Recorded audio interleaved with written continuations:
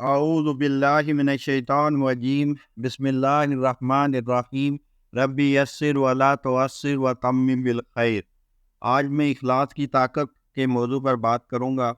حجت الاسلام ابو حامد رحمۃ اللہ علیہ غزالی نے احیاء العلوم میں ذکر کیا ہے کہ ایک عابد کو یہ خبر پہنچی کہ کچھ لوگ ایک درخت کی عبادت کرتے ہیں، چنانچہ وہ اس درخت کو کاٹنے کے لیے نکلا۔ راستے میں ابلیس اسے کہنے لگا، اگر تو اس درخت کو کاٹ ڈالے گا تو وہ لوگ کسی اور درخت کی عبادت کرنے لگیں گے، تم جا کر اپنی عبادت میں لگے رہو۔ عابد نے اس پر کہا کہ میں تو اس درخت کو ضرور کاٹوں گا۔ یہ سن کر شیطان اس سے جھگڑنے لگا۔ اب دونوں میں لڑائی ہونے لگی، چنانچہ عابد نے شیطان کو نیچے گرا دیا۔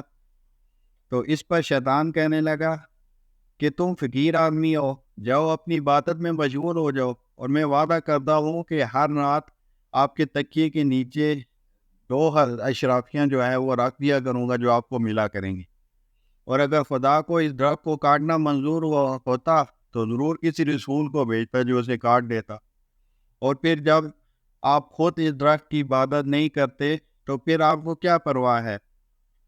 تو اس پر عابد نے کہا کہ ٹھیک ہے، میں واپس چلا جاتا ہوں۔ اب جب صبح ہوئی تو اس کو 2 اشرافیاں ملی، دوسرے دن بھی ملی، لیکن جب تیسرے دن اس کو اشرافیہ نہ ملی تو ایک مرتبہ پھر اس عابد نے کہا کہ میں اس درخت کو کاٹوں گا، اور وہ گھر سے نکلا۔ اب شیطان نے اسے کہا کہ کیوں اس درخت کو کاٹتے ہو؟ چنانچہ اب دونوں میں لڑائی ہوئی، لیکن اس دفعہ جو ہے عابد کی بجائے جو شیطان ہے وہ غالب آ گیا، اور جو بیچارہ عابد ہے وہ مغلوب ہو گیا۔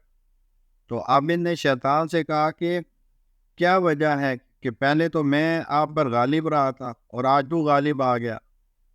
تو اس پر شیطان نے کہا اس لیے کہ جو پہلے تیرا غصہ تھا خدا کے لیے تھا، اور اب جو غصہ ہے وہ 2 اشرافیوں کے لیے۔ اللہ تعالی ہمیں عمل کی توفیق عطا فرمائے۔ وآخر دعوانا الحمد للہ رب العالمین۔